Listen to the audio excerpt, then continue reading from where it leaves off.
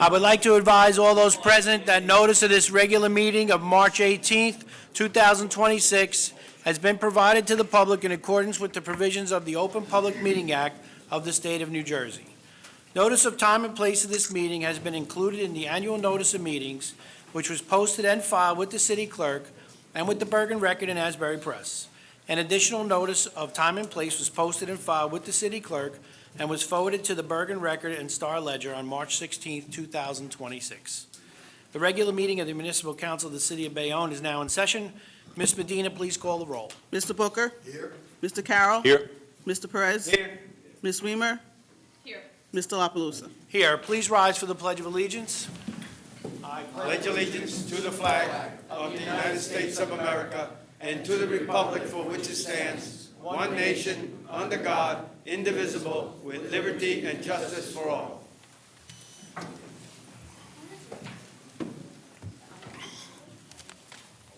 Okay. Our first item is an ordinance adopting the redevelopment plan for the property located at 301 and 300 and 302 Constitution Avenue, which is identified as Block 830, Lot 1, and Block 815, Lot 1, as shown on the official tax map of the city. And I have a motion on the table to postpone second reading and public hearing. Who'd like to second? And on that resolution to postpone, Mr. Booker? Aye. Mr. Carroll? Aye. Mr. Perez? Aye.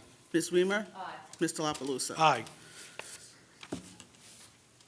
02 is an ordinance, a bond ordinance, providing for the replacement of a sanitary sewer located at Avenue F in and by the city of Bayonne in the county of Hudson, New Jersey, appropriating $3 million therefore, and authorizing the issuance of $3 million bonds or notes of the city to finance the cost thereof.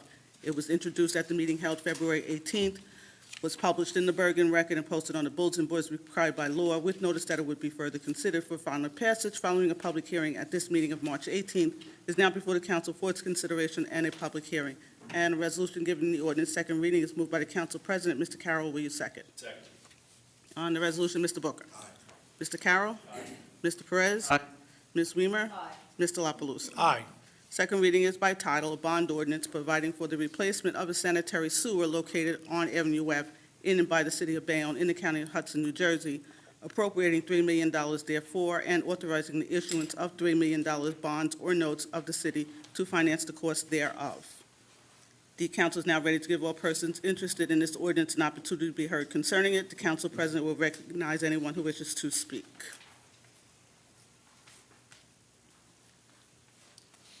No protest against, objections to, or statements in favor of this ordinance or its passage has been filed with me. May I have a motion to close? So moved. And a second? Second. And on the motion to close, Mr. Booker. Aye. Mr. Carroll. Aye. Mr. Perez. Aye.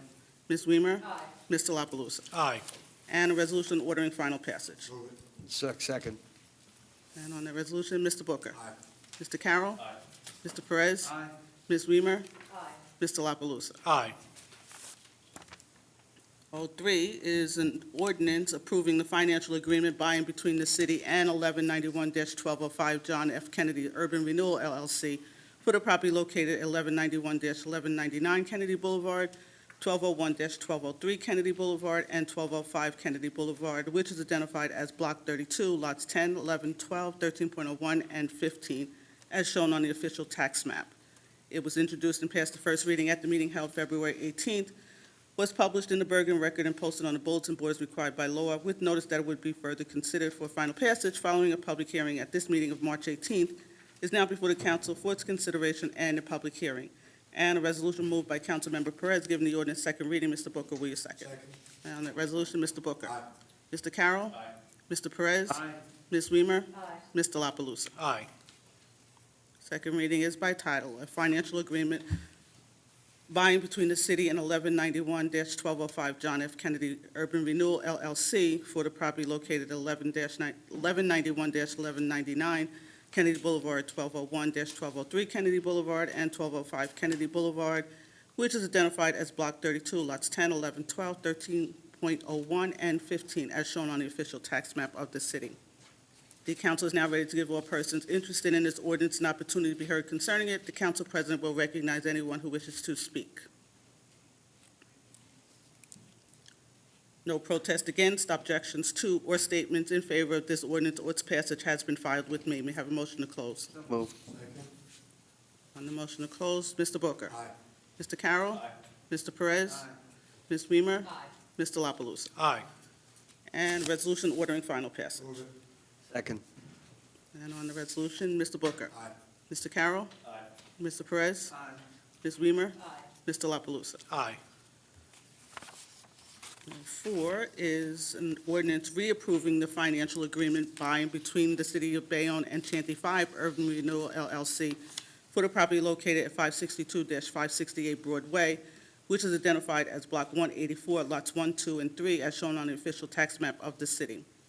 It was introduced and passed the first reading at the meeting held February 18th, was published in the Bergen Record and posted on the bulletin boards required by law, with notice that it would be further considered for final passage following a public hearing at this meeting of March 18th, is now before the council for its consideration and a public hearing. And a resolution moved by Councilmember Perez, given the ordinance second reading. Ms. Weimer, will you second? Second. On the resolution, Mr. Booker. Aye. Mr. Carroll. Aye. Mr. Perez. Aye. Ms. Weimer. Aye. Mr. La Palusa. Aye.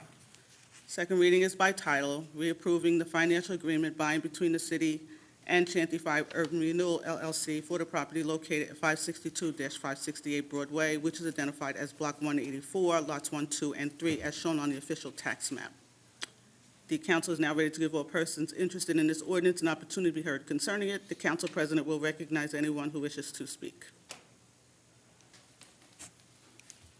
No protest against, objections to, or statements in favor of this ordinance or its passage has been filed with me. May I have a motion to close? Move it.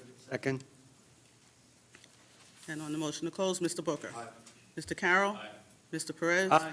Ms. Weimer. Aye. Mr. La Palusa. Aye. And a resolution ordering final passage. Move it. Second. Second. And on the resolution of final passage, Mr. Booker. Aye. Mr. Carroll. Mr. Perez. Aye. Ms. Weimer. Aye. Mr. La Palusa. Aye. 5. For number 05, I'd like to make a motion about withdrawing and replacing. Do we need to do that after you read in full? No. Okay. So I make a motion that we remove this ordinance in favor of a resolution, changing the language and having this directing the planning board to create a new master plan for the city. I'll second it. Okay. And on the motion to withdraw, Mr. Booker. Aye. Mr. Carroll. Aye. Mr. Perez. Aye. Ms. Weimer. Aye. Mr. La Palusa. Aye. 06 is an ordinance of the City of Bayonne amending and supplementing the revised general ordinances, Chapter 7, Traffic. It was introduced and passed the first reading at the meeting held February 18th, was published in the Bergen Record and posted on the bulletin boards required by law, with notice that it would be further considered for final passage following a public hearing at this meeting of March 18th. It is now before the council for its consideration and a public hearing. And the resolution moved by Councilmember Weimer. Mr. Perez, will you second? Second. And on 6, on the resolution for second reading, Mr. Booker. Aye. Mr. Carroll. Aye. Mr. Perez. Aye. Ms. Weimer. Aye. Mr. La Palusa. Aye. And second reading is by title, an ordinance of the City of Bayonne, amending and supplementing the revised general ordinances, Chapter 7, Traffic. The council is now ready to give all persons interested in this ordinance an opportunity to be heard concerning it. The council president will recognize anyone who wishes to speak. No protest against, objections to, or statements in favor of this ordinance or its passage has been filed with me. May I have a motion to close? Move. And a second? Second. And on the motion to close, Mr. Booker. Aye. Mr. Carroll. Aye. Mr. Perez. Aye. Ms. Weimer. Aye. Mr. La Palusa. Aye. And a resolution ordering final passage. Second. And on that resolution, Mr. Booker. Aye. Mr. Carroll. Aye. Mr. Perez. Aye. Ms. Weimer. Aye. Mr. La Palusa. Aye. 07 is also amending and supplementing the Chapter 7 Traffic of the revised general ordinances. And it was introduced February 18th, was published in the Bergen Record and posted on the bulletin board as required by law, with notice that it would be further considered for final passage following a public hearing at this meeting of March 18th, is now before the council for its consideration and a public hearing. And a resolution giving the ordinance second reading is moved by the council president. Mr. Carroll, will you second? Second. On the resolution, Mr. Booker. Aye. Mr. Carroll. Aye. Mr. Perez. Aye. Ms. Weimer? Mr. La Palusa? Aye. Second reading is by title, an ordinance of the City of Bayonne amending and supplementing the revised general ordinances, Chapter 7, Traffic. The council is now ready to give all persons interested in this ordinance an opportunity to be heard concerning it. The council president will recognize anyone who wishes to speak.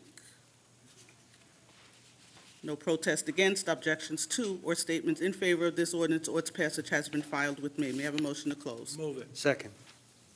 And on the motion to close, Mr. Booker. Aye. Mr. Carroll. Aye. Mr. Perez. Aye. Ms. Weimer. Mr. La Palusa? Aye.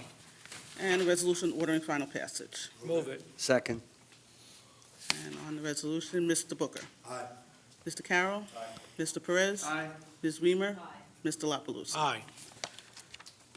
08 is an ordinance of the City of Bayonne amending and supplementing the revised general ordinances, Chapter 7, Traffic. It was introduced and passed the first reading at the meeting held February 18th, was published in the Bergen Record and posted on the bulletin boards required by law, with notice that it would be further considered for final passage following a public hearing at this meeting of March 18th. It is now before the council for its consideration and a public hearing. And a resolution giving the ordinance second reading is moved by Councilmember Booker. Mr. Carroll, will you second? Second. And on the resolution, Mr. Booker. Aye. Mr. Carroll. Aye. Mr. Perez. Aye. Ms. Weimer. Mr. La Palusa? Aye. Second reading is by title, an ordinance of the City of Bayonne amending and supplementing the revised general ordinances, Chapter 7, Traffic. The council is now ready to give all persons interested in this ordinance an opportunity to be heard concerning it. The council president will recognize anyone who wishes to speak. No protest against, objections to, or statements in favor of this ordinance or its passage has been filed with me. May I have a motion to close? Move. Second. On the motion to close, Mr. Booker. Aye. Mr. Carroll. Aye. Mr. Perez. Aye. Ms. Weimer. Mr. La Palusa? Aye. And a resolution ordering final passage. So moved. Second. On the resolution, Mr. Booker. Mr. Carroll. Aye. Mr. Perez. Aye. Ms. Weimer. Mr. La Palusa? Aye.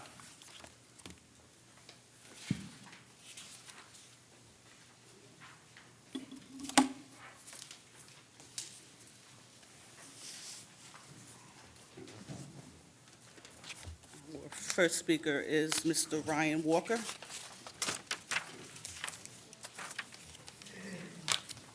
Just to remind everybody that you have up to 5 minutes to make a statement, and it's not a question and answer period. Yep, absolutely. Thank you, Gary.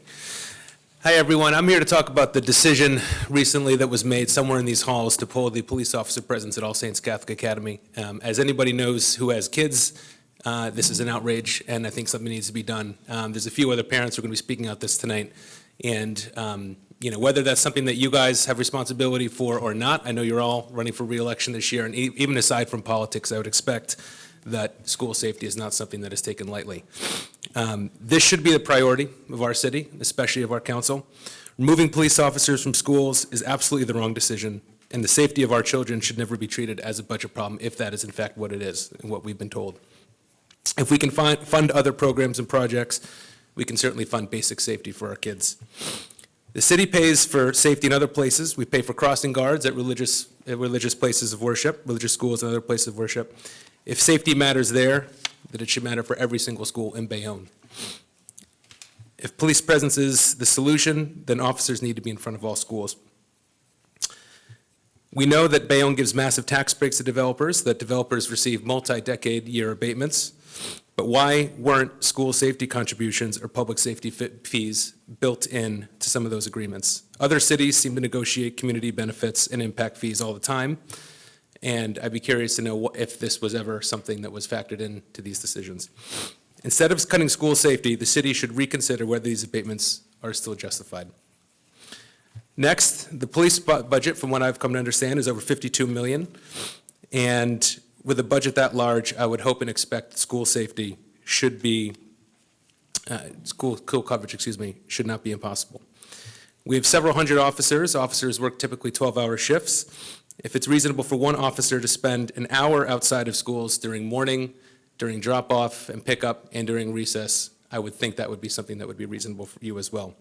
If the call comes in, then there's other ways that they can respond, but having zero presence or the park and walk solution that's been proposed, I don't think is sufficient, and most parents don't either. Officers, from what we understand, are being lent to other agencies. The police department regularly partners with other agencies and lends officers out. If staffing is an issue, I think those officers need to be brought back and prioritize Bayonne schools. Also, we should be using regional support as needed. The Hudson County Sheriff's Office could certainly provide coverage, I would hope. And there are other budget solutions. Cutting school safety should not be the first option. There are places in the budget in the city where other efficiencies can be found. And if it's at all helpful, I'm willing to help review some of those policies as a consultant and make recommendations. Thank you for your time and consideration. Stephanie Walker?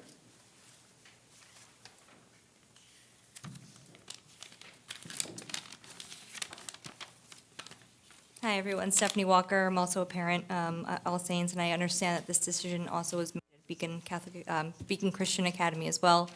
The one thing that I just want to speak about here, and I know there's other parents who will be talking about more logistics of what was happening, but in terms of timing, we only have 3 months left of the school year. We were told a few days, not even, a day before it was happening, that we were meant to tell parents that security was being pulled at our school with no runway to figure out a solution, regardless of whose fault this was, if there was a form that we were supposed to fill out or a budget that we were supposed to allocate. It wasn't happening.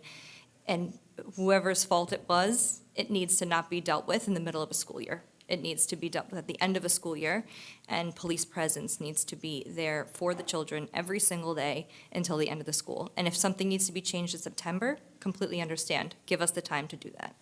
And I just ask that whatever has happened in terms of an internal audit that was put into a press release, we would like to see that. We'd like to see the outcomes of that internal audit and understand where the budget is going, what we need to do, because there's a lot of hearsay. And as somebody who's very involved in the school and involved in the budget and grants, I just want to understand what we need to do differently so in September we can have a solution. But until we're able to do that, the prior program should be restored in full to both All Saints Academy and Beacon Christian Academy. Thank you. Christine Peters?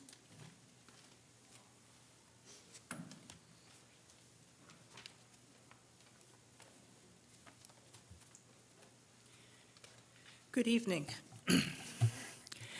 I am not a parent nor a grandparent of anyone at either of these schools. I am here as a taxpayer. A grammar school cannot be afforded protection because they are Catholic and not paid for by the Board of Ed. That's not acceptable. That's discrimination. Are the Jewish schools and temples also losing their coverage of police? I see police vehicles outside of the yeshiva school every day. I saw them there over all of their breaks, too. We have neighbors who are Jewish and have meetings and prayer groups, and there's a police vehicle outside of that house every time there's a group gathering. Are you pulling police from them as well? Since I have no children using the Board of Ed,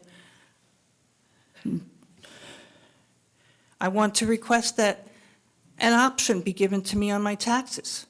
Give me the 11 grand it costs every year per child in this city to get educated back in my taxes so I can apply it to the schools that I feel need it in this manner. They could do a lot with that 11 grand from a lot of taxpayers.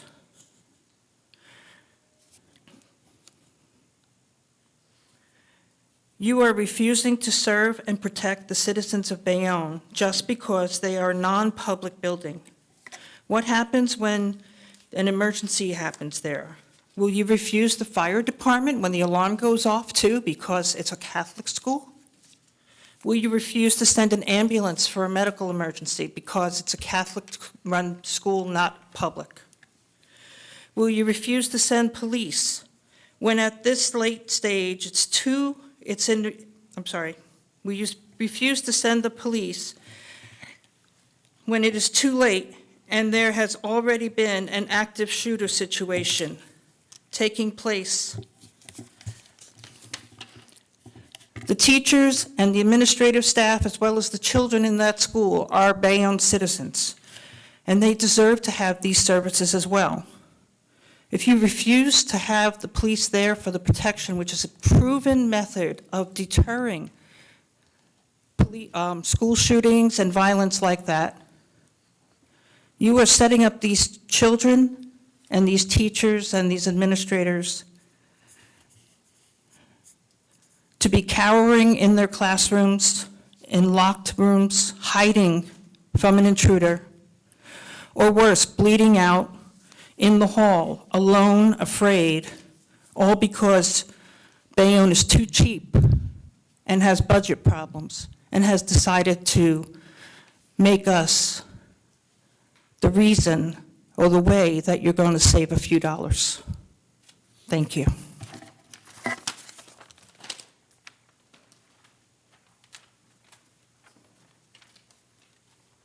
Robert Ishak.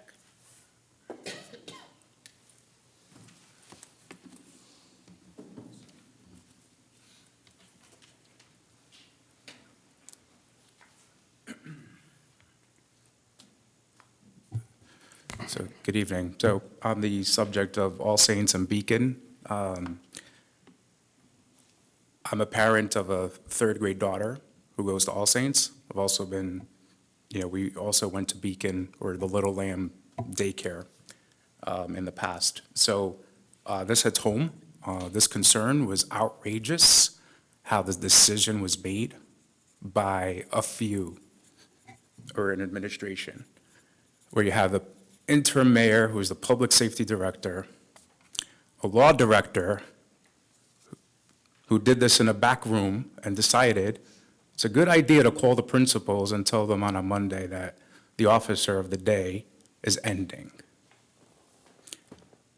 Did not sit well with me. Obviously, the principal reacted. You guys got all the phone calls. Some people returned my calls, some did not. That's also a shame. The other things is that we need to fully investigate what happened here. How did we get here? A full postmortem needs to be done. I, by trade, am an accountant and an auditor.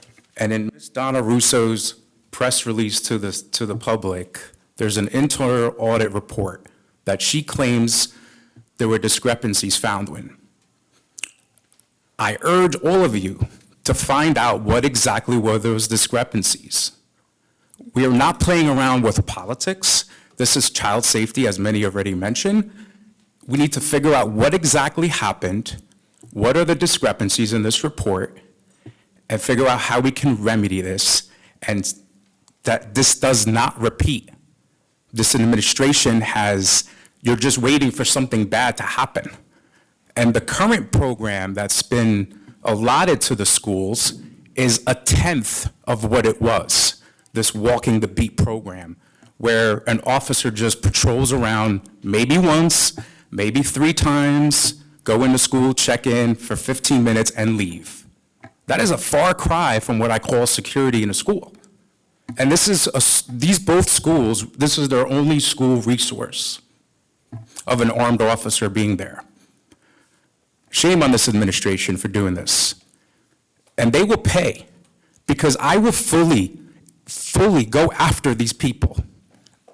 That is my intent, is to continue to follow this through until completion and the security is restored back to the schools.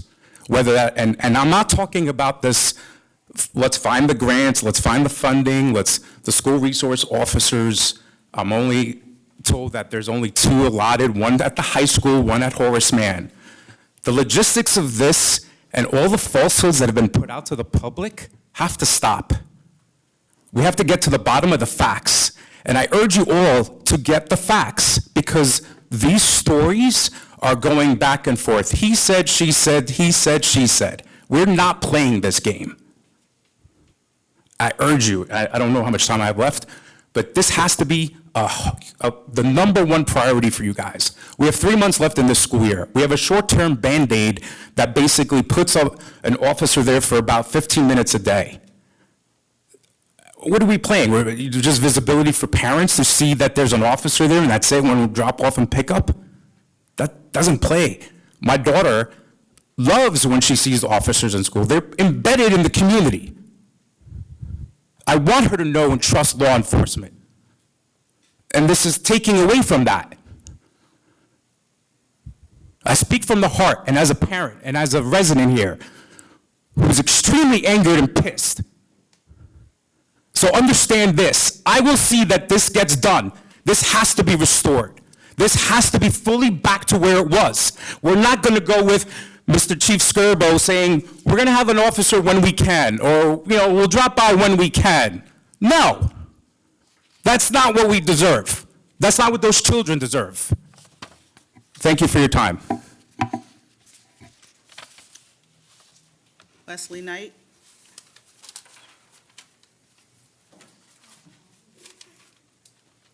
Sweetheart, do you mind if I, first of all, I'm going to ask your troop leader, thank you. There you go, how's that? Yeah. Okay. Hello. My name is Wesley Knight, from Troop 27, downtown at Trinity.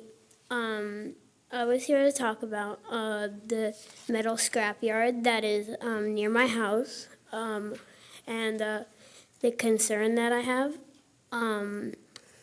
It is, not only is it like loud at late hours when people, including me, are trying to get rest at like 2, 1, 12, and like trying to get rest, and it's just the machines that keep going. It keeps me up. Also, last summer, it was collecting so much dust and throwing it into the air that it was getting all over the windows and in our pool and all over the vegetables in our backyard. So, yeah. Thank you. Thank you, Wesley. And I just, Madeline, if I could have a minute, I'm sorry. I did want to speak to the parents that are here from All Saints and Beacon Academy. I do think you are correct, sir, in that you have been given a tremendous amount of misinformation. And it wasn't Chief Skirbo that made the decision to pull the officers. It was truly a budgetary issue, and I did a tremendous amount of research on it. I can also inform you that that cop did not necessarily have to be pulled had your principal, whom I admire, had your principal simply picked up the telephone to request the funding. That funding is available to him via a telephone call.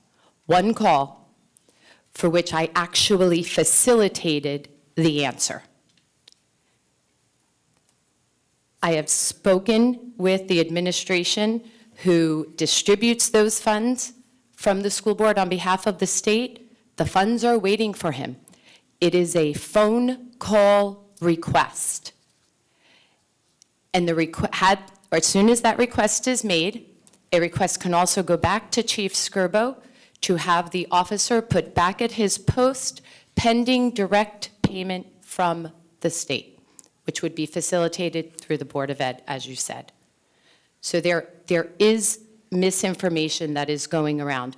I'm happy to, if I didn't return one of your phone calls, I apologize. I know I spoke with a great many number of parents, but if you'd like to reach out to me, or you'd like for me to arrange for a short meeting or something with Chief Skirbo, with Donna Russo, who is our law director, who again did not make this unilateral decision. But it is a matter of law and the separation of church and state, as well as funding. So I'm happy to speak with you at great length if you'd like, but I did want you to know that. All right, thank you, Madeline, I apologize. Some of the, I spoke to several different parents.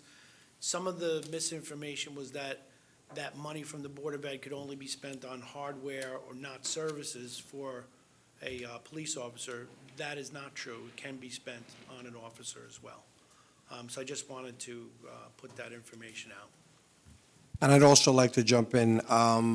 Just a matter of record, when I became aware of the situation, I just want to put it out there that it was stated that the council actually had a part in this. And I just want it to be known that we were not part of any decision. There was a miscommunication, as you've stated, and I agree there will be a solution. But what's happening here, there's a knee-jerk reaction in regard to this whole situation. But the council, by all means, any school in this town, I'm not going to speak for everyone at the council, but they will agree that the priority here is the students of this city and their safety. So we will have a workable solution to this issue. And Chief Skirbo, if he had anything that he wanted to add to that, he can do so. But my point being is safety and the students of this town are paramount with this council. So we did not agree to anything in regards to that. I'll be brief without belaboring the point. I spoke with several parents. I don't know if all of them are here, but I did make those calls. And I repeated that same information that was just explained to you by Councilwoman Weimer. This is an easily solvable problem, and it should not have been, I think a lot of parents were frightened by information that was put out there on a knee-jerk reaction, and it should have been vetted better and in a more professional way. To young Mr. Knight, you spoke very well. I appreciate all your words, and I would say briefly on that subject, I don't think there is one person up here that wants to see that stay there a minute longer. And there's a lot of work, regardless of the misinformation, and you've heard from other people in the community about other issues. They often get misinterpreted, and regardless of what's being said out there, a lot of work is being done. We have to follow the law, and we're working within the confines of the law to try to get a solution so you can sleep better at night. And I want you to know we're all working hard on that. So thank you. Omar Geary. I just wanted to talk about 017 before it came up. I may have to leave for an event. Good evening, council members and fellow Bayonne residents. My name is Omar Al-Garhi. I'm a resident of the 2nd Ward, a small business owner on Broadway, a product of Bayonne Public Schools, and more recently a grassroots independent candidate for the 2nd Ward City Council seat. I'm standing here tonight because this workforce housing ordinance isn't just a policy to me, it's personal.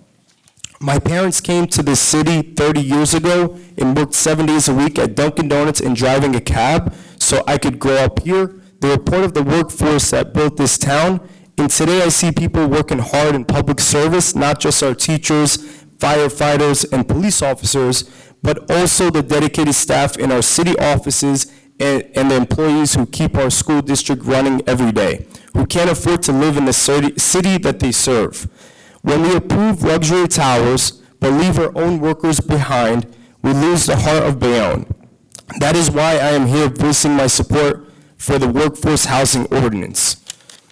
This is a vital first step in ensuring that those who work in Bayonne can actually call it home. In the new plans for the 55th Street building, the city is rightly prioritizing high-quality design like green roofs and LEED silver standards. I fully support green infrastructure because our streets shouldn't flood every time it rains. But I believe that if we can mandate green roofs to protect our environment, we must mandate workforce housing to protect our people. This ordinance ensures that developers who get the privilege of building here give something back. It keeps all our public servants, from our first responders to our school and city employees, living just blocks away from the buildings where they work, rather than commuting from another town. While this ordinance is a victory for me, it is the floor, not the ceiling. My plan is to make a mandatory set aside of 15 to 20% affordable housing, the law for every new project approved. In plain English, if you build 100 apartments, 15 to 20 units must be for our low-income residents and workforce. No more maybes and no more backroom deals. We will also need to make sure these projects help our kids. That is why I'm calling for 10 to 15% of all developer pilot payments to go directly to our public schools. We cannot approve luxury towers while our school district faces deficits with state aid cuts. We need to fund our classrooms in our neighborhoods at the same time. We can have growth and we can have affordability. It is not an either-or choice. But by supporting the workforce housing ordinance now and fighting for that 20% mandate in school funding next, we are building a Bayonne that belongs to the people who built it. Let's fix the basics and respect the residents. Thank you.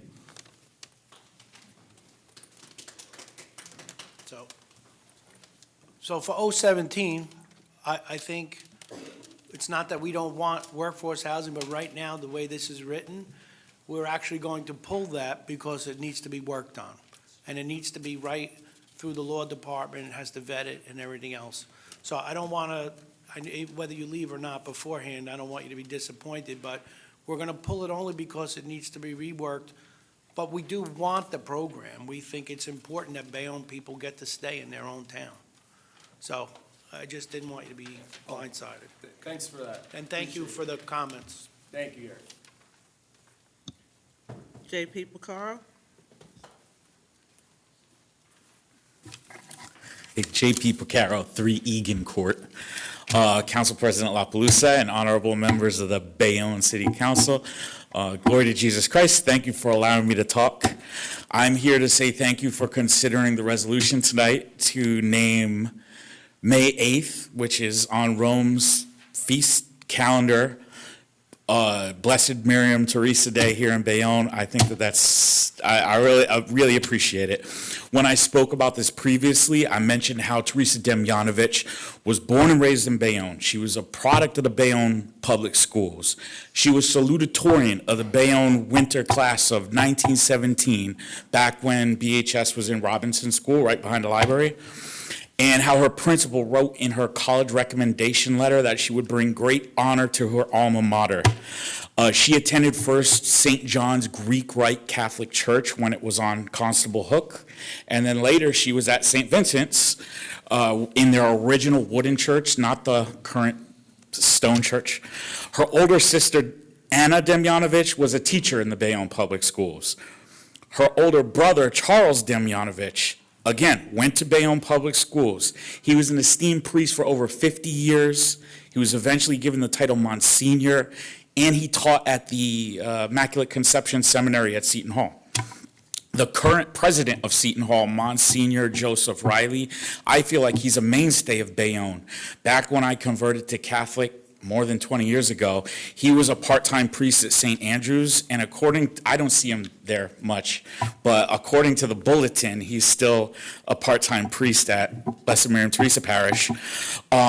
I met him a few years ago, right when he became the president of Seton Hall. You know what he called this? He said, the holy city of Bayonne. That was his quote. President of Seton Hall said that.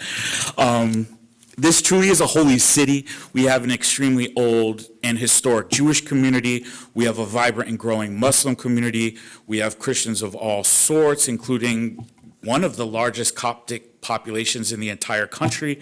And I'm hoping soon we'll have our own saint in Blessed Miriam Teresa.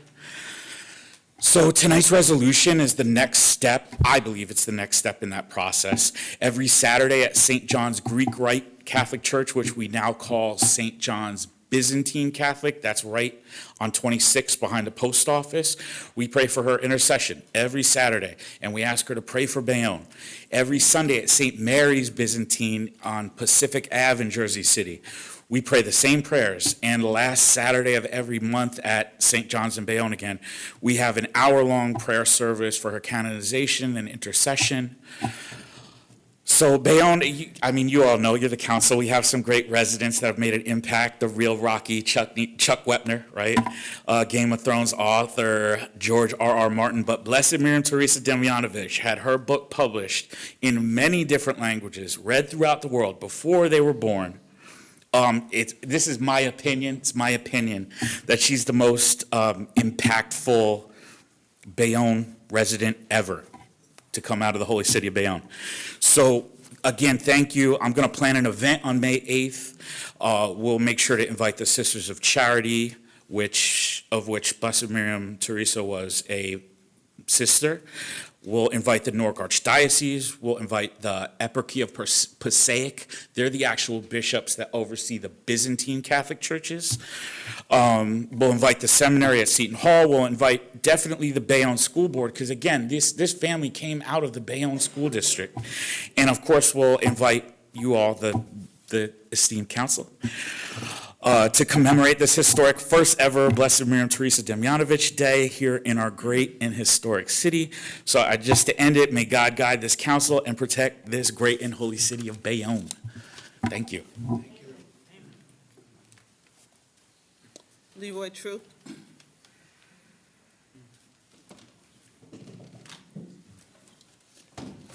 Hey, hello there. You got to the public comments very quickly today.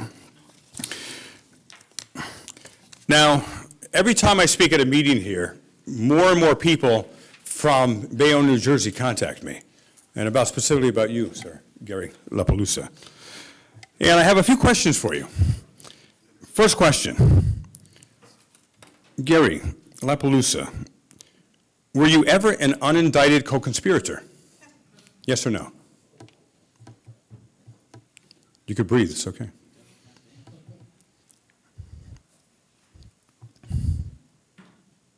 I interviewed a guy named Tony.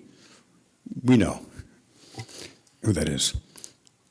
Did you ever testify for the Attorney General's office and were given immunity to speak about an insurance scam where checks were given back in exchange for benefits? Yes or no? Silence is not a good look for you, Mr. LaPalooza.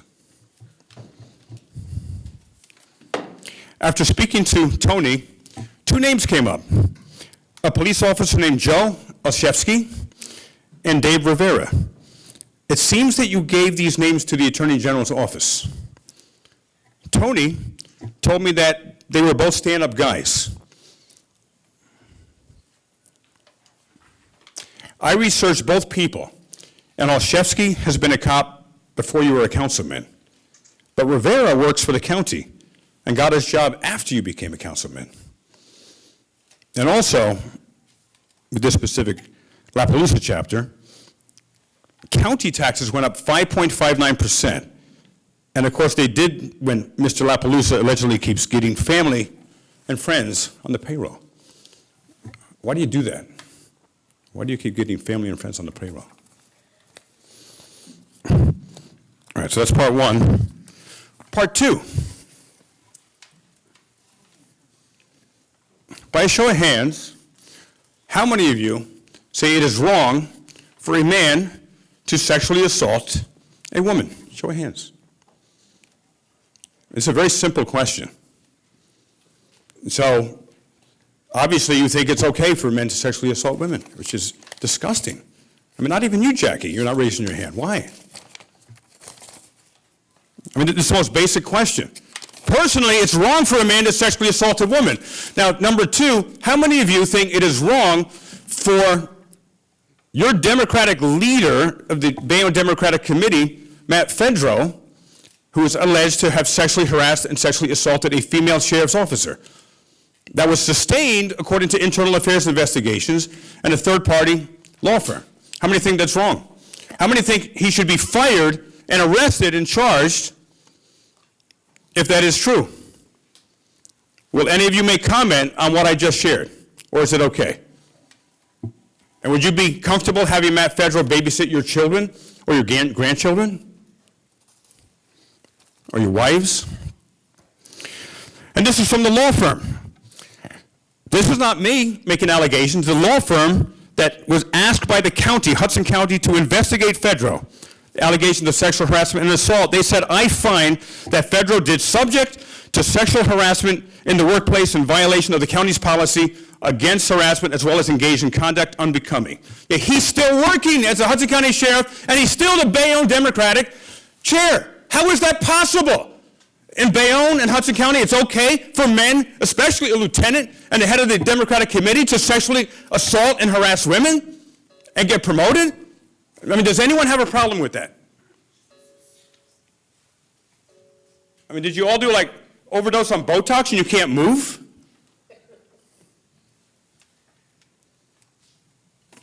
I mean, I'm blown away.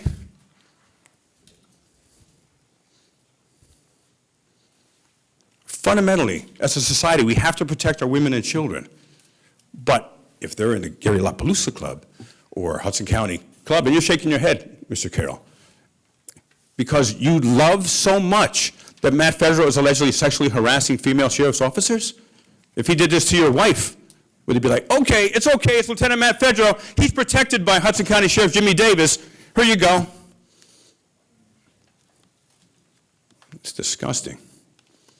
You're the problem. Sexual assaulters and sexual predators continue to harass and assault women right here. We have it on video.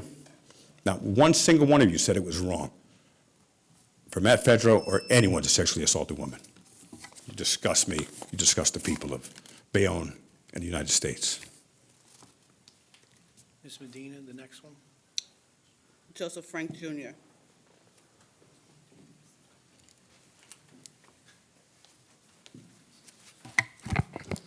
Hello, Councilmen and Councilwomen. I'm Joseph Frank Jr., and I'm here with my fellow Scouts. We are taking the merit badge, which urges us to participate in our local government. I would like to discuss the garbage and litter filling our streets every day. When I get out of school every day, I see kids walking home drinking their disposable bottles, and they just toss them on the sidewalk, in the streets, and on people's property. Sadly, sometimes I see adults do it too. Not to be rude, but people are inconsiderate. They do not care about what they do to their what their actions do, they just do it. They do not care about what they can do to the environment or their town.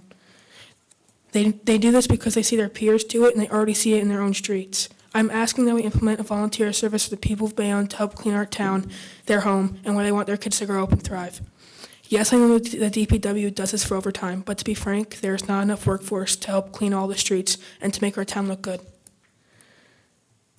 Cleaner, nice, and overall better place to live. Also, I know we do a citywide cleanup every April, but it's not enough. A family of four can typically produce 6,000 pounds of trash per year, and one cleanup is not enough for that much waste. I know having a volunteer service could be too much to ask for, but can we do a citywide cleanup every 2 to 3 months so we are able to help our town become a better and cleaner place to live? Thank you, everyone, for your time, and hope you have a great rest of your day.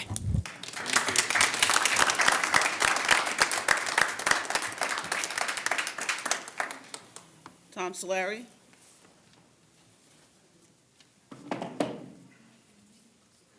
Good evening. Tom Solari, 8 West Grant Street. You all talk about safety. It's bull crap.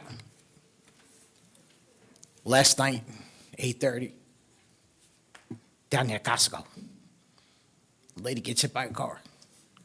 Where's the cops doing radar? We have Port Authority down there. They don't do radar. They stay near the Bayonne Bridge. As soon as they come off the Bayonne Bridge, they're doing 90 from here to Jersey City. Jersey City to the Bayonne Bridge. Every day, I see it. There's not one cop down there. There's not one Port Authority cop down there. I don't know where they are. Also, taxpayers. We hired 14 cops. We can't afford to put one cop in each school. I don't care if they're Jewish. I don't care if they're Protestant. I don't care if they're Egyptian. It's ridiculous. You got to wait till 3 months before the school to tell them, oh, you're losing your cop. It's bullcrap. You're all busy doing other things for the next couple of weeks. Put the kids in front of you first. These kids mean more. Without the parents, without them, you're nothing. Just remember that. We got cop cars sitting in front of Jewish Community Center. God forbid there's a shooting in there. Where's the cop? There's no cop in there. You got a car sitting there empty. Same thing with the temp on 41st Street, empty car. If you're going to put a car out there, you might as well put a cop in there. If there's a shooting in that Jewish Community Center, what are you going to... If my kid is in that school, the first thing on the exit is, where was the cop? There's a car there. Where's the cop? If we're going to have units out there, put a cop out there. Also, our police force units are holding on by a thread. You're working these cars 12 hours a day, 24 hours a day. nonstop. We have cars that are breaking down. We have a car, I mean, I'm not gonna say the unit number or whatever. Only one person patrols that car, because it's taken care of by her. When I go down the city garage, all I see is police units lined up all over the place. They can't move. They're breaking down. I don't even know when we had the last time we bought a car for this town. If we're gonna buy new cars, get it with a package like the sheriffs have. After so many months, trade it in for another one. But meanwhile, the cars are getting all banged up because they're getting run 24 hours a day, nonstop. Let's protect our police force, our fire department, and our children. Thank you.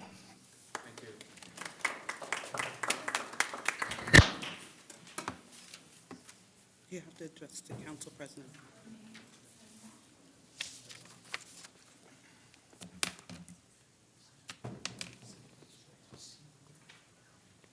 Stephanie Glover Wilson.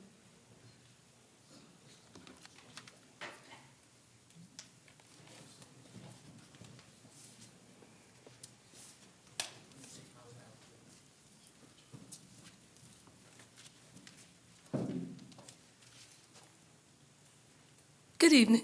First of all, I want to thank the Boy Scouts because you guys brought up with some good points. Thank you very much.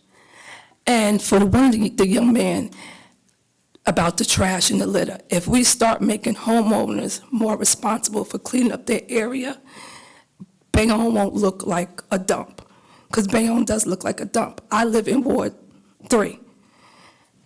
Between 50th and 51st Street is horrible. Me and my mother clean up in front of our house, but everybody don't do it on their own block.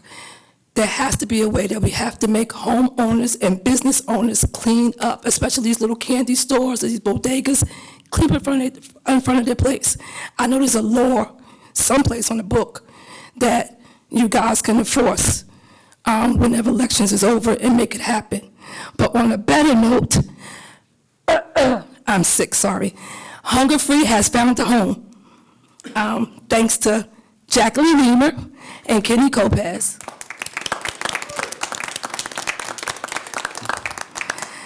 We will be located, I don't know what, I need an address so I can put it on some flyers or something. I don't know the address. I just know it's inside Hudson County Park, behind the statue, and that's all I know. Commissioner Lopez, we reached out to Commissioner Lopez for some assistance. He was very kind enough to go to the parties that be to offer us the community center at Stephen Gregg Park, which will be outfitted with a kitchen so we can utilize the space for activities for our young students and perhaps teach them some life skills. And he will allow us to house there for the interim period while the county is building us a permanent home. Yes, so thank you very much for Lopez. Reaching out, calling everybody that you have to call, doing all the footwork that we tried to do, but our names didn't ring bells like your name rung a bell. And so we have some thank you cards, and we have some flowers for you. I don't know, I can't bring them up there, so you have to come down here. And hopefully when we're moved in by the end of April, you guys can come over. I know the residents are gonna be happy because I still get a lot of phone calls from seniors who are not getting daily food like they were getting when I was at 170. The National Guards on the back highway, you guys know that they're not getting paid. They were always coming to the office to get food for their families. Now I found out that they have to move off the base altogether now because they can't afford their rent anymore. So I don't know where those guys are going to be housed, but I just got that phone call yesterday. So I'm glad that we do have a space. We're back in the middle of town, so this way everybody can still come to us. And I cannot wait until they break ground on the Broadway site because we need a home, because people in this town need to eat. And they need a place so they can get good food and don't have to worry about should they get gas on their cars to go to work or can they get good food from us. So thank you, thank you, thank you.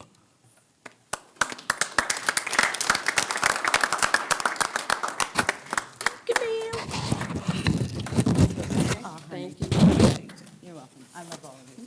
I love you. Thank you so much. I'm so sorry. Thank you, honey. You didn't have to do this. I would just like to say a very grateful thank you to Jackie Weimer and all she's done. And we look forward to continuing our mission to assist the citizens and the community in Bayonne. So we hope to see you when we have our opening in the park.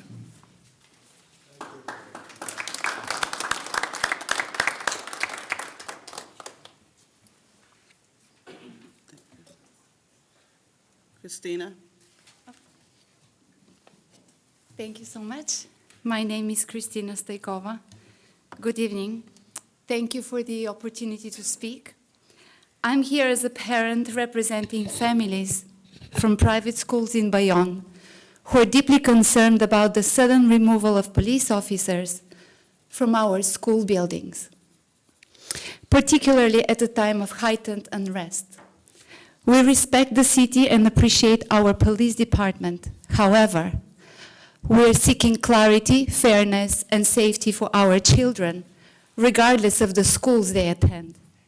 We respectfully ask, who made the decision to remove police officers from private schools? And when was that decided? Was there a formal process, vote, or documented policy change? Why was this implemented without public notice or community input? What safety assessment or risk analysis was conducted prior to removing officers? How does the city plan to maintain equivalent safety without on-site police presence? We understand new officers were hired as recently as early this year. How were those resources allocated? And why were officers removed from schools despite increased staffing? Families in private schools are taxpayers and contribute fully to the city. Additionally, by choosing private education, we reduce the burden on the public school system. How does the city justify unequal access to school safety resources under these circumstances? Many affected schools are Christian institutions. In today's climate, removing visible security raises serious concerns about exposure and vulnerability. What steps is the city taking to ensure no group is disproportionately affected? We're aware that at least one Catholic school had its officer reinstated based on enrollment. Is safety being determined by school size? If so, how is this equitable? Smaller schools should not be penalized for being small. If anything, they often require greater protection. Respectfully, we ask, will the city commit to reviewing this decision transparently and with public input? We also propose the following constructive solutions. Immediately, restore temporary officers while this issue is being reviewed, a transparent public safety review with community input, a clear and equitable policy for all schools, public, private, and faith-based. If staffing is a concern, rotating officers, shared safety coverage, or structured patrols during arrival and dismissal. This is not about public versus private. This is about children. Every child in Bayonne deserves to feel safe walking into school, without exception. Thank you. A copy is provided for each member of the council. Thank you. We know you came in late. We did discuss this a little earlier, and we're urging the principal to try and get the funds from the Board of Ed that are available for a patrolman, for an officer in the school. Okay? Respectfully, our school principal said that he had reached out, and because of the size of the school, he was only granted 2 months out of the school year. And the justification was that the school was too small for more. Okay, we can discuss this at another time, but unfortunately, we're not supposed to have a question and answer and back and forth, but. What would be the next step? A second email to you or reaching out? You can go through me, the law director, the mayor, it could go through any one of us. Thank you very much. I know we're about to move on. Before we do, to the Boy Scouts that came, especially, really to everyone in the room, but especially to the Scouts, we are in what is known as silly season, and you're going to hear people, if you're going to come to these meetings, you're going to hear people get up and say things that are off the wall. And you shouldn't have to sit through that, and it should be about city business and not about personal and the personal lives of others. And for those of us that sit up here and those that wish to sit up here, they know that as a leader in the community, you have to act with dignity and respect, and you can't always respond to such rash claims, okay? And so I apologize that you had to listen to all of that. And also, Mr. Frank, I had a program a while back with a troop that I think is now defunct, and I'd love to reinstate it. There are certain pockets downtown that have an older community, and we used to get together and I would sponsor the cleaning materials and they'd go out and do it. So if you want to reach out to me, my office, I would love to get together. Maybe we can get a troop of scouts every month, once a month, twice a month. I could pick the area, you could pick the area, but we'll make it happen.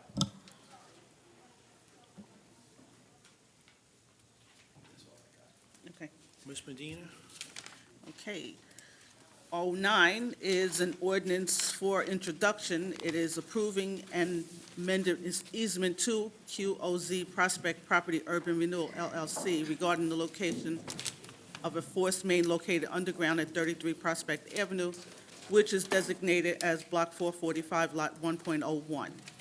And a resolution fixing Wednesday, April 15th as a time and place for a public hearing and final passage. It's moved by the Council President. Mr. Perez, will you second? Second. On the resolution, Mr. Booker. Aye. Mr. Carroll. Aye. Mr. Perez. Aye. Ms. Weimer. Aye. Mr. La Palusa. Aye. 010 has been withdrawn.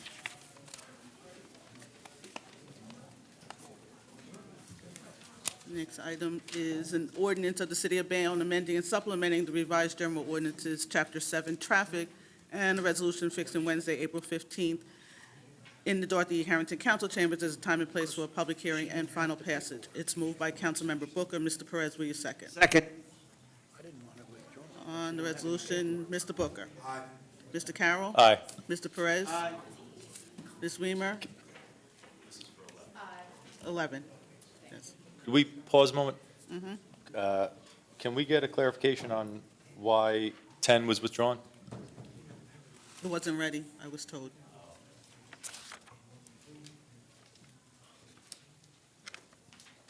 Yeah, it was one that we really wanted on. No, I understand that, Council, on that. This was given to our special redevelopment and planners working on this and making sure that it's done right. There's a couple procedural things, too, with the change of the ordinance of us making sure that it's prepared properly so it's vetted and not rushed. So we understand the concern on this. It is a priority on that, so it will definitely be here ready for next month. Just the quickness of the time and also preparing, getting the 200-foot list because it is a change to it, the ordinance. We have to start preparing for, direct mailings out to the public on that. So we are working on that to get a proper document in front of you on the change of this. But as it's for introduction, couldn't we move forward and at our working session next month, you say it'll be ready, we can make the adjustments? There's no document, there's no change, there's no written language on this ordinance right now for you to vote on. I mean, you're just voting on a title at that point. Thank you, Joe. Okay, so we were in the middle of 011. Right, and Ms. Weimer, your vote. I apologize, Madam. That's right. And Mr. La Palusa. Aye. 012 is an ordinance amending and supplementing the revised general ordinances, Chapter 7, Traffic, and a resolution fixing Wednesday, April 15th as a time and place for a public hearing and final passage. Who'd like to move it? Second. And on 012, Mr. Booker. Aye. Mr. Carroll. Aye. Mr. Perez. Aye. Ms. Weimer. Aye. Mr. La Palusa. Aye. Madeline, that was for all the 2 deletions and the 3 additions, is that correct? Right. Okay, all right. Because last week, we had talked about separating one, but I no longer want to do that, so. Right. I double-checked the name, that is his name. Okay, gotcha. 013 is authorizing early voting for the regular municipal election for 2026. It's moved by Councilmember Carroll. Mr. Perez, will you second? Second. On that ordinance, Mr. Booker. Aye. Mr. Carroll. Aye. Mr. Perez. Aye. Ms. Weimer. Aye. Mr. La Palusa. Aye. 014 is an ordinance amending and supplementing the revised general ordinances of the City of Bayonne, Chapter 7, Traffic, and it's a resolution fixing Wednesday, April 15th, in the Dorothy E. Harrington Council Chambers at a time and place for a public hearing and final passage. Who would like to move it? So moved. On the resolution, 14, Mr. Booker. Mr. Carroll. Aye. Mr. Perez. Ms. Weimer. Mr. La Palusa. Aye. 15 is the ordinance approving the financial agreement by and between the City of Bayonne and Gamal Group East Luxury Apartments Urban Renewal LLC for the property located at 38 Avenue A, 40 Avenue A, which is identified as Block 361, Lots 12, and Block 362, Lot 3, as shown on the official tax map. And a resolution fixing Wednesday, April 15th, in the Dorothy E. Harrington Council Chambers as a time and place for a public hearing and final passage. Who'd like to move it? So move. 15. And on the resolution, Mr. Booker. Mr. Carroll. Mr. Perez. Ms. Weimer. Mr. La Palusa. Aye. 016 is an ordinance addressing the requirements of the Fair Housing Act and uniform housing affordability controls. And a resolution fixing Wednesday, April 15th, in the Dorothy E. Harrington Council Chambers as a time and place for public hearing and final passage. Who would like to move it? Second. And on the resolution, Mr. Booker. Mr. Carroll. Mr. Perez. Ms. Weimer. Mr. La Palusa. Aye. 017 is withdrawn. I'd like to make one last-ditch effort. You know, for this one, unlike the other, we actually have some language to work off of. And as this is an introductory piece, and we have a working session next month, and, you know, our director is going to give us language, essentially craft a whole resolution between now and next month for another item, I think 30 days is plenty of time to take what we already have and fill the holes or correct the language or make adjustments after our law department and appropriate individuals look at it. So I'd like to leave it on. I'd like to move it for introduction. As I said, this is just introduction. It's a good thing. You know, spoken on here today. It is near and dear to me as well, as you all know. And I just, like I said, we have a working session coming up. We have 30 days, the intervening period. I don't see why it should have to come off. Mr. Carroll has motioned to introduce. Is there a second? So it has been explained to me that there are, the way it is written now, there's many holes in it. So are we doing a placeholder for next month? Is that what you're asking? Because the way it is written right now, I would not approve it. Okay, I just, Interesting. you heard me just talk Right. to the gentleman Yeah. who was out in the crowd that I am not against workforce housing. But there's a number of other issues and things that we have to speak about. I don't want to go through all that Right. now because I don't think it's No, but it's worth I it to do believe that there's now. enough time to accomplish those things. And anybody with questions could direct those questions to the appropriate departments and have them be addressed so that they are ready for our working session next month. Right, so with all due respect, I don't know that I necessarily agree with that. I don't know that enough due diligence has been done to go along with this ordinance that it is ready to be introduced. There has been no assessment by NW Financial as to what the potential ramifications this would have on the municipal budget and our potential revenue stream. There is, I don't know that there's been a study that says that there is a beneficial impact to the financial demographic that this is earmarked at helping. As to what that impact would be. Is it going to be beneficial, starting at developments at 100 units and over? The vast majority of developments in this city are not 100 units or over.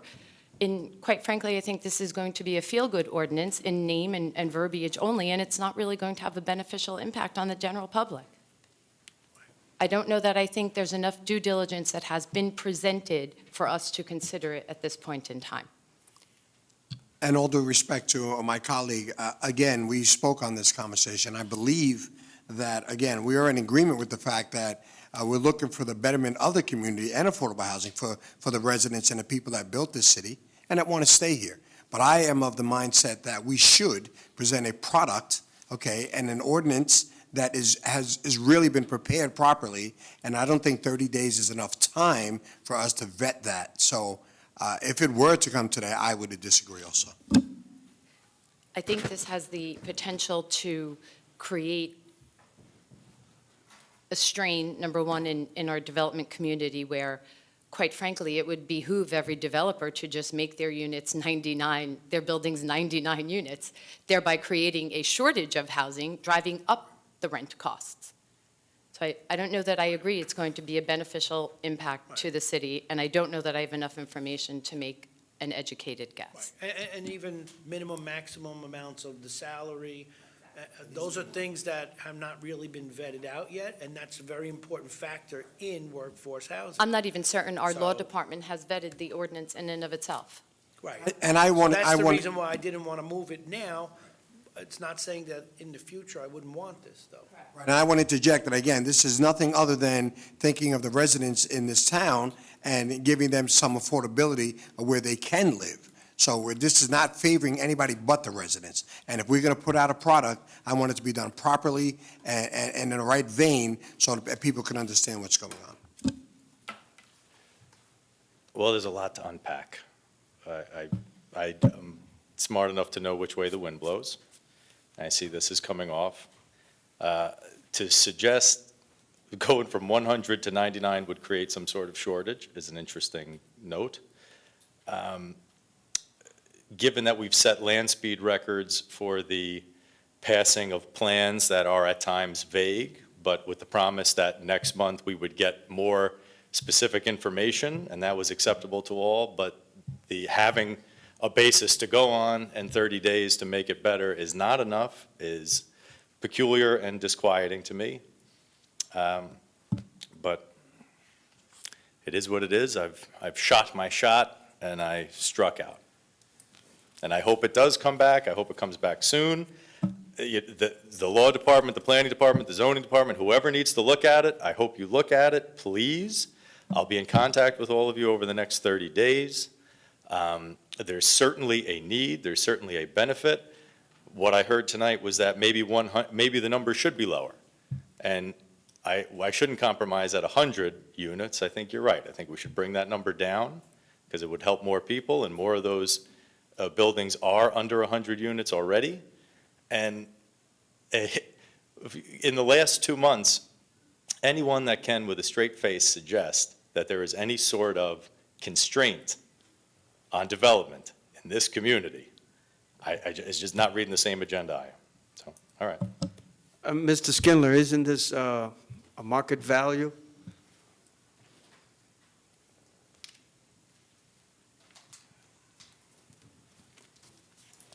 Mr. Schindler, before you speak, Director, I just want to let my colleague know, again, I want it to be stated that we are not in disagreement in terms of this. But I want you to understand that, and I understand your passion for this, and I understand and I agree. But I think that there needs to be more vetting and more work on this in order to make it work and benefit the city of Bayonne. So I want that to be on the record.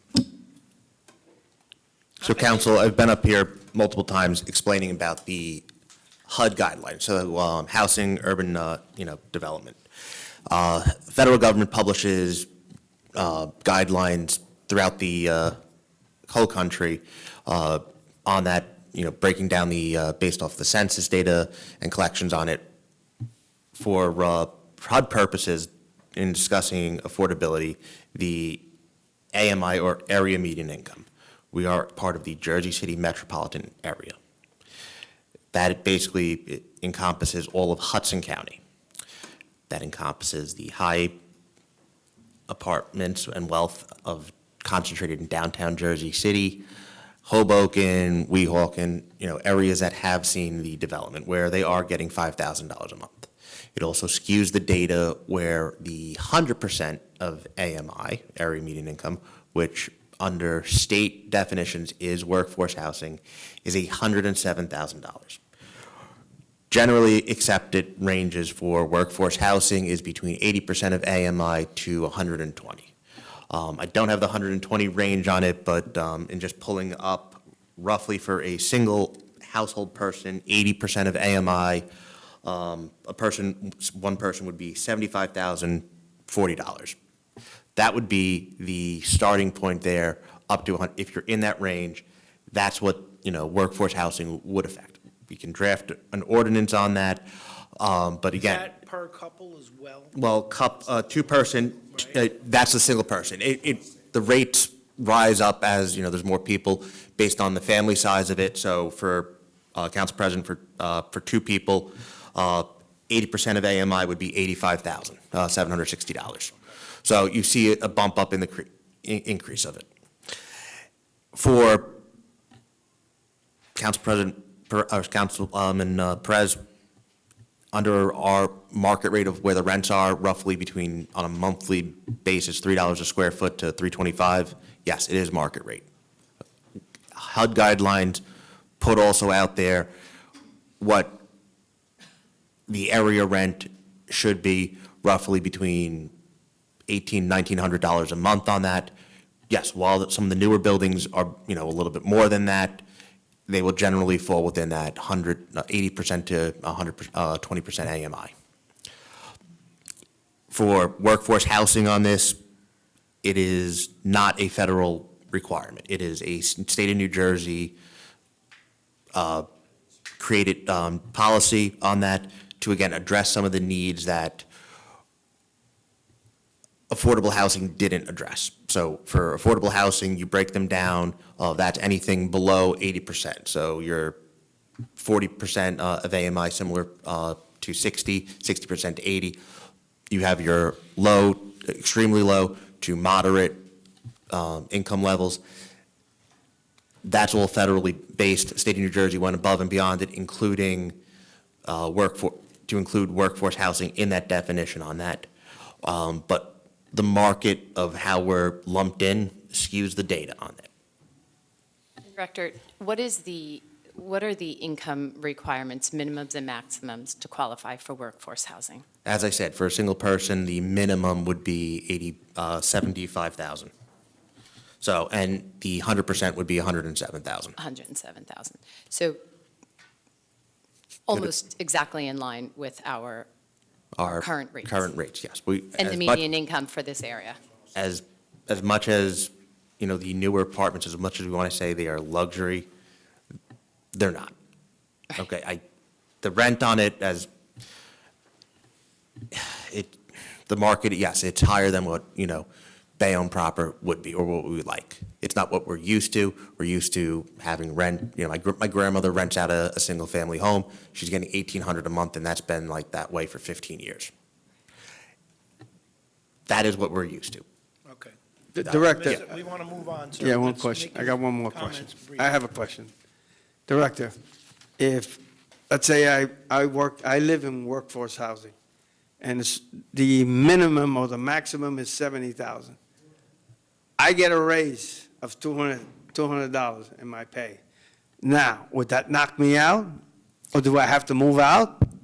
Yes, generally, there's annual reporting requirements, so you would also have to hire a city official to monitor, the income guidelines and check and verify that. And also, Councilwoman Weimer, to your point on, would someone build 99 units? I've had a client, when I was representing private practice, that, to get around Newark's inclusionary zoning, they split up a two-phase project, each have their own separate, so it didn't include the inclusionary zoning. It's a policy goal on that. If you want to trade off the community benefit payment, Councilman Carroll, that's a conversation willing to have on it. It is, from the developer's perspective on this, you know, it's money. You know, if they want to help, it's a policy goal from the council. You want to direct it, we'll implement it. Mr. Schindler, do you ever contact Jersey City and ask them about this? Not on this specific one. If you want, I will. Can you please? I will. Talk to them? I do have experience in dealing how Newark has their inclusionary zoning on this. I think it's also of how they achieve certain goals that they haven't, unlike us with our fourth round obligations.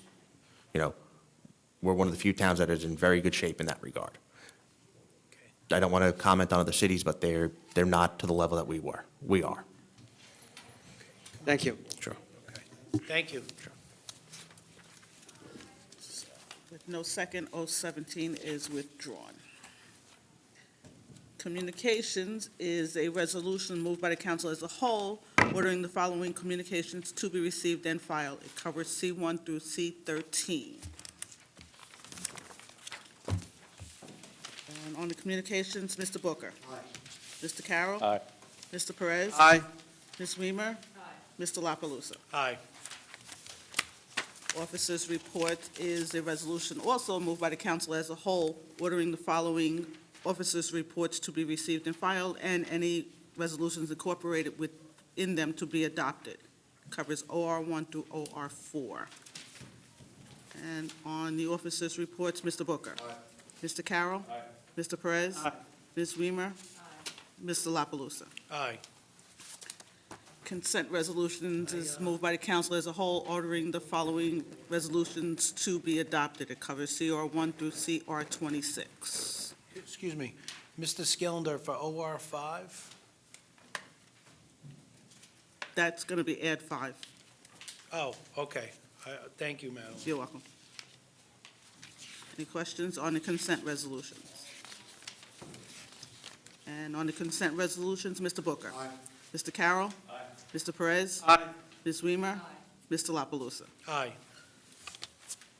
R1 is moved by Councilmember Perez, authorizing the mayor and city clerk to enter into an agreement with Waterman LLC for professional engineering services on behalf of the city for a period of 1 year commencing March 18th and ending December 31st, 2026, for an amount not to exceed $250,000.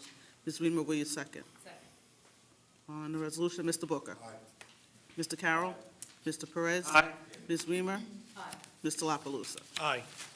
R2 is moved by the council president, authorizing an agreement with Waterman LLC for professional special projects engineering services in connection with developers and redevelopers for a period of 1 year for an amount not to exceed $500,000. Mr. Booker, will you second? Second. On the resolution, Mr. Booker. Aye. Mr. Carroll. Aye. Mr. Perez. Aye. Ms. Weimer. Aye. Mr. La Palusa. Aye. R3 is authorizing an agreement with Arcadis US, Inc. for professional engineering services on behalf of the city of Bayonne for a period of 1 year for an amount not to exceed $25,000. It's moved by Councilmember Booker. Mr. Perez, will you second? Second. On the resolution, Mr. Booker. Aye. Mr. Carroll. Aye. Mr. Perez. Aye. Ms. Weimer. Aye. Mr. La Palusa. Aye. R4 is authorizing an agreement with Arcadis US, Inc. for professional special projects engineering services in connection with developers and redevelopers for a period of 1 year for an amount not to exceed $75,000. It's moved by Councilmember Perez. Ms. Weimer, will you second? Second. On the resolution, Mr. Booker. Aye. Mr. Carroll. Aye. Mr. Perez. Aye. Ms. Weimer. Aye. Mr. La Palusa. Aye. R5 is authorizing an agreement with Matrix New World Engineering for professional environmental engineering services on behalf of the city for a period of 1 year for an amount not to exceed $25,000. It's moved by the council president. Mr. Booker, will you second? Second. On the resolution, Mr. Booker. Aye. Mr. Carroll. Aye. Mr. Perez. Aye. Ms. Weimer. Aye. Mr. La Palusa. Aye. R6 is authorizing an agreement with NW Financial Group, LLC, for financial advisory services in connection with developers and redevelopers for a period of 1 year for an amount not to exceed $500,000. And it's moved by Councilmember Booker. Mr. Perez, will you second? Second. On the resolution, Mr. Booker. Aye. Mr. Carroll. Aye. Mr. Perez? Aye. Ms. Weimer? Mr. La Palusa? Aye. 7 is authorizing an agreement with Center State Engineering Associates for professional special projects engineering services in connection with developers and redevelopers for a period of 1 year for an amount not to exceed $75,000. It's moved by the Council President. Ms. Weimer, will you second? Second. On the resolution, Mr. Booker. Mr. Carroll. Aye. Mr. Perez. Ms. Weimer. Mr. La Palusa? Aye. R8 is authorizing an agreement with Consulting and Municipal Engineers, LLC, also known as CME Associates, for professional special projects engineering services in connection with developers and redevelopers for a period of 1 year for an amount not to exceed $250,000. And it's moved by Councilmember Perez. Mr. Booker, will you second? On the resolution, Mr. Booker. Mr. Carroll. Mr. Perez. Ms. Weimer. Mr. La Palusa? Aye. R9 is authorizing an agreement with H2M Associates, Inc. for professional special projects engineering services in connection with developers and redevelopers for a period of 1 year for an amount not to exceed $250,000. It's moved by the Council President. Mr. Perez, will you second? Second. On the resolution, Mr. Booker. Mr. Carroll. Mr. Perez. Ms. Weimer. Mr. La Palusa? Aye. R10 is authorizing an agreement with Center State Engineering for professional engineering services on behalf of the city for a period of 1 year for an amount not to exceed $850,000. Would like to move it. So moved. R10, Mr. Booker. Mr. Carroll. Mr. Perez. Ms. Weimer. Mr. La Palusa? Aye. R11 is approving and authorizing the execution of a transfer of funds from the city's improvement funds and authorizing the transfer of residual amounts no longer needed to pay administrative expenses for the city expense account for ultimate transfer to the city for certain city expenses. It's moved by the Council President. Mr. Booker, will you second? On the resolution, Mr. Booker. Mr. Carroll. Mr. Perez. Ms. Weimer.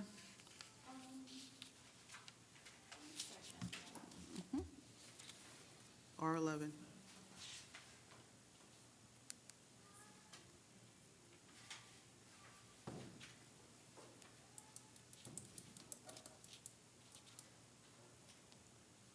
I wonder if perhaps in the future we could maybe get a list of what these expenses are and the dollar amounts, and we're moving from what fund to what fund and for what purpose? It's a little confusing even the way it's written. I mean, am I And right? it's a little vague. I'm somewhat concerned that we're moving funds from the city's improvement fund, because one, I want to know if that encompasses potholes, because I want no money taken away from the fund that's going to fix the potholes. And number two, what exactly is considered a residual amount that is no longer needed to pay administrative expenses? Right, and I mean, is that city improvement fund, Right. is that like a fund they set up that they no longer use? I don't know the answer to I'm not that. certain. I'm certain if that is earmarked for infrastructure, Suzanne Kavanaugh would not mind having those funds. If, as I But it said, does say goes- it's no longer needed, and so that's the only reason I know that, what exactly right. qualifies as no longer needed. Yeah, I think there's money needed everywhere, right? So, I mean, Exactly. So I don't know that I wish to agree to that until we get, and I wonder if in the future we might request. yeah, I mean, we could withdraw that and visit this after we get a little more information, because Yeah. like, we weren't given really good. No, it's not, and it doesn't list, the resolution itself doesn't list it. It Yeah. gives you the resolution, but it Mhm. doesn't give you the detail. I think you're right. Let's start tonight, not passing anything without all the facts in front of us. I think this would be a good thing to do. We can set that precedent now. Let's withdraw it. I'll make the motion. Council President, where are the financial people here today? Jersey City. They're not in the council chambers, I can tell you that. Are they supposed to be in the council chambers? I think we need to have a discussion maybe with the mayor on that. I'm in favor of withdrawing. Yeah. Second. I'll second that. Okay. Was it, So- who moved it to You. withdraw it? Mr. okay, Carroll. Okay. So on motion to withdraw this one, Mr. Booker. All right, I understand the concern, but when it says no longer needed, it's also saying moving it to certain things, certain city expenses. So what we're doing is we're not moving it from no longer needed, it's moving it somewhere else. So the explanation does need to be forthcoming for us, so I'll vote aye. Mr. Carroll? Aye. Mr. Perez? Aye. Ms. Weimer? And I guess I'm also wondering as to who makes the decision as to what is needed. And I vote aye. Mr. La Palusa? Aye. R11 has been withdrawn.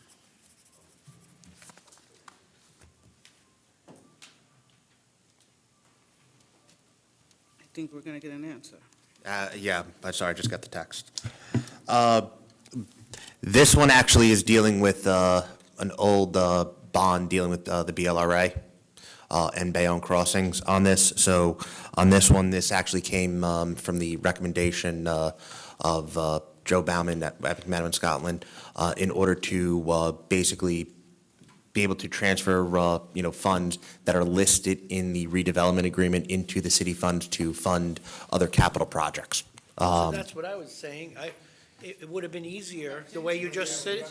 In the future, Yeah. and I guess we should probably have a copy of the memo from NW Financial that makes that recommendation. Well, this was from our legal. This was MSB, McMahon, Scotland. This wasn't NW. This was Oh, a legal. Oh, you Yeah, sorry. referenced NW. You Okay, can still not a furnish the problem. memo for next month. I don't, It's 2 pages of like, I can't even figure out the 2 pages. It's unbelievable. A lot of holes in it. Yeah. We'll see you next month. Thank you, Director. Yeah. R12. Moving on, is awarding a contract for 2023 IZU FW Loadmaster 2 custom truck for a contract amount of $160,379. It's moved by the Council President. Mr. Perez, will you second? Second. On the resolution, Mr. Booker. Aye. Mr. Carroll. Aye. Mr. Perez. Aye. Ms. Weimer. Mr. La Palusa. Aye. Director Cotter, could we put out a robocall alerting the people of the time to put out their garbage? With the change in the company, they were coming a little earlier. Some people got used to putting it out a little later. Could we just make a announcement to them? Well, I can even clarify for people right now who's listening out there. Garbage can go out as early as 3 p.m. We don't like it to go out at 3 p.m., but we do that for people who have to work nights, and if they're going off to work and they're not going to be home at 5 p.m., which is the normal time to put garbage out, and then pickup should start by 8 o'clock. I'm having a meeting with the new garbage company on Friday because I know during the snow and inclement weather, they were getting out a little bit earlier, trying to pick up what they can, but I want to make sure that they're back on at 8 o'clock. And if they're coming by your neighborhood before 8 o'clock, please call DPW, let us know so that we can make sure that they're not starting early and give you ample time to get your garbage out so it's not missed. I did have a couple constituents call me and told me that they came earlier, and that's what we had to do, call DPW to get them to come back and pick up the garbage, so. With the snow and everything on the ground, of course, it took a lot longer for them to pick up, and, garbage was behind cars and everything else, so they were trying to get as much as they can in the amount of time they have, because we like them off the street before our school buses start getting on the street, because when we have garbage trucks and school buses, they just don't mix. Thank you for that information. R13 is authorizing the execution of an agreement with NV5 Inc. for professional engineering services for the federal aid agreement TA 202 Transportation Alternative Set-Aside Program Design Assistance South Cove Pedestrian Bridge Project in the amount of $441,889.72. Would like to move it. So moved. On that resolution, Mr. Booker. Aye. Mr. Carroll. Aye. Mr. Perez. Aye. Ms. Weimer. Aye. Mr. La Palusa. Aye. R14 is authorizing a change order to agreement number CY 25062 with Zenith Construction for the Hudson River Walkway Project to increase it in the amount of $30,816.50, making the total amount not to exceed $2,409,399.60. It's moved by Councilmember Perez. There's a Mr. Booker. question on the floor as well. Okay. Mr. Booker, will you second? Second. Good evening. On this, the new amount of $30,000 for that walkway, I'm hoping that's for the kayak launch you'll be putting in at the Bayonne Inlet? That's a nice kayak launch for $30,000. I can get one cheaper, but we'll take it. I wish I could say it was. Unfortunately for the increase on this, we had, there's a delay from when the project initially was put out there, so the contractor with the rise of construction cost has an increase in that of $20,000. And then during snow removals, two of the ballards, big metal ballards, were knocked down by snowplows and cut, that had to be replaced, and they're $10,000. So, like I can show the photos, it's, yeah. Okay, thank you. Yeah. Just keep that kayak launch in mind. Will do. Thank you. So on R14, Mr. Booker. Piece of equipment or what? Mr. Carroll. Aye. Mr. Perez. Ms. Weimer. Mr. La Palusa.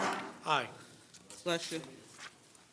R15 is authorizing agreement with Civil Solutions for professional engineering services in connection with the maintenance of the City of Bayonne's digital tax map for a period of 1 year for a total amount not to exceed $24,500. It's moved by Councilmember Weimer. Mr. Booker, will you second? Second. On the resolution, Mr. Booker. Aye. Mr. Carroll. Mr. Perez. Ms. Weimer. Mr. La Palusa. Aye.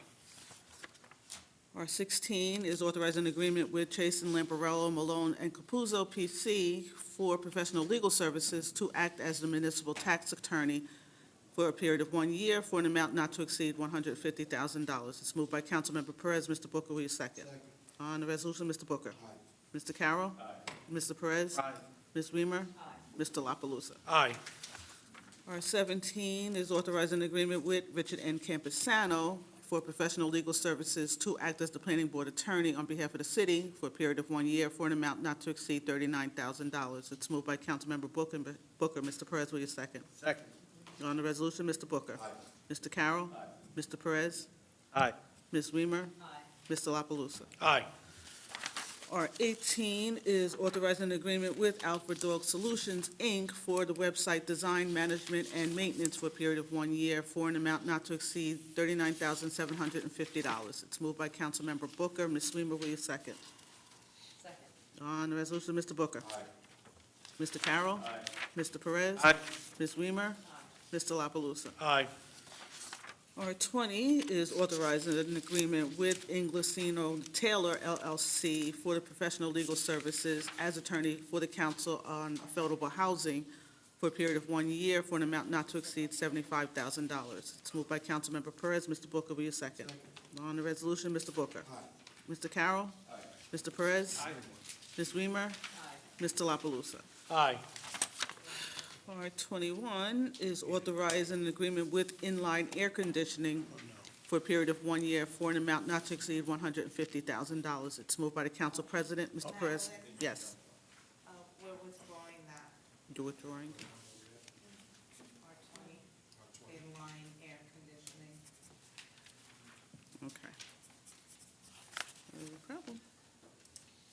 So, R21 is authorizing an agreement with the Bayonne Economic Opportunity Foundation for administration of the nutritional feeding program for a period of 1 year for an amount not to exceed $485,855. It's moved by the council member Weimer. Mr. Carroll, will you second? Here. On the resolution, Mr. Booker. Mr. Carroll? Bless you.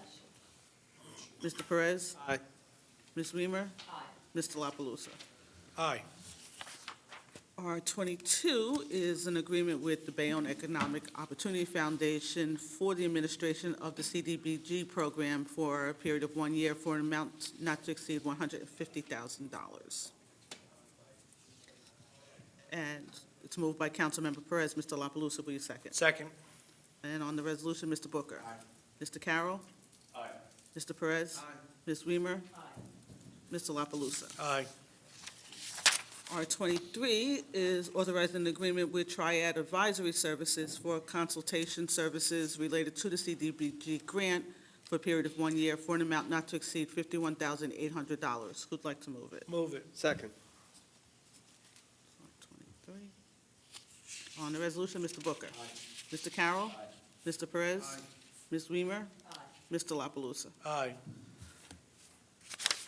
R24 is authorizing an agreement with Consulting and Municipal Engineers LLC, also known as CME Associates, for professional engineering, special projects, special planning to act as the planning board and zoning board and engineer in connection with the developers and redevelopers for a period of 1 year for an amount not to exceed $750,000.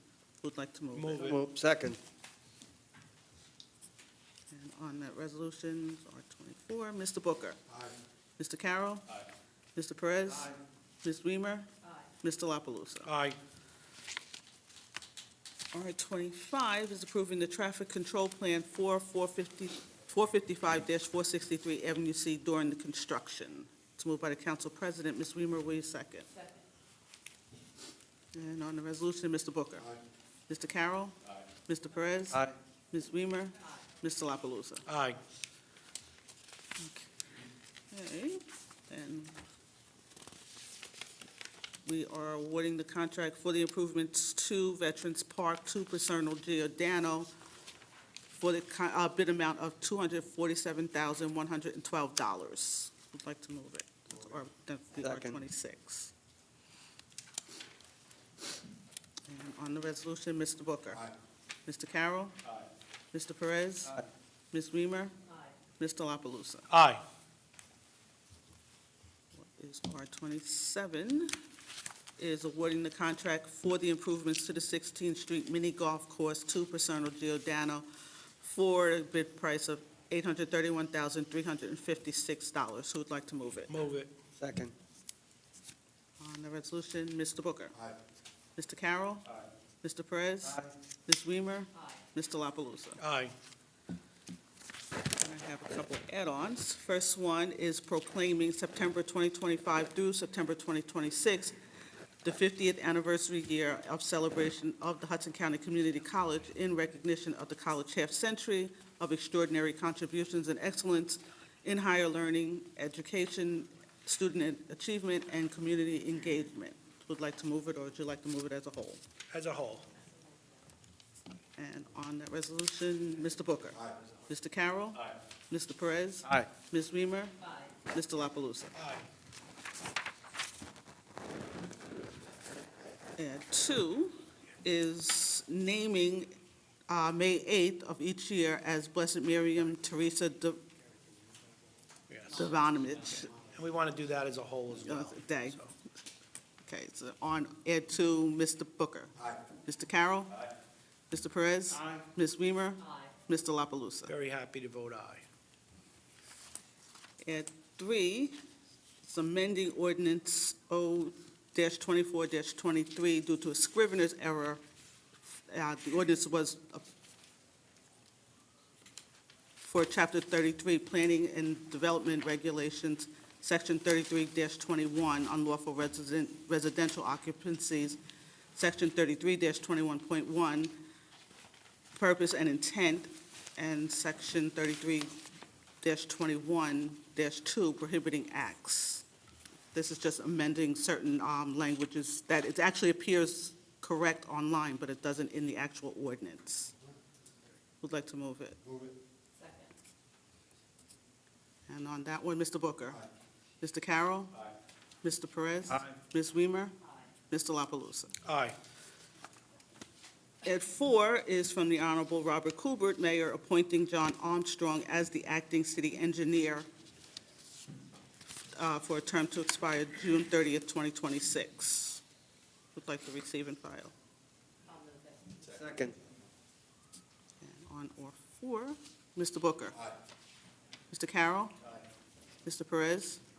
Ms. Weimer. Mr. La Palusa. Aye. Ad 5 is from the Honorable Robert Kubert, Mayor, appointing Ben Costanza to the Planning Board for a term to expire December 31st, 2026. Would like- Second. And on Ad 5, Mr. Booker. Mr. Carroll. Mr. Perez. Ms. Weimer. Mr. La Palusa. Aye. I have nothing else. And with that,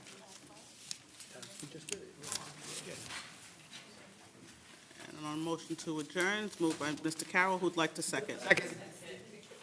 And on the motion to adjourn, Mr. Booker. Aye. Mr. Carroll. Aye. Mr. Perez. Aye. Ms. Weimer. Aye. Mr. La Palusa. Aye, and happy Easter, everybody. Happy Easter.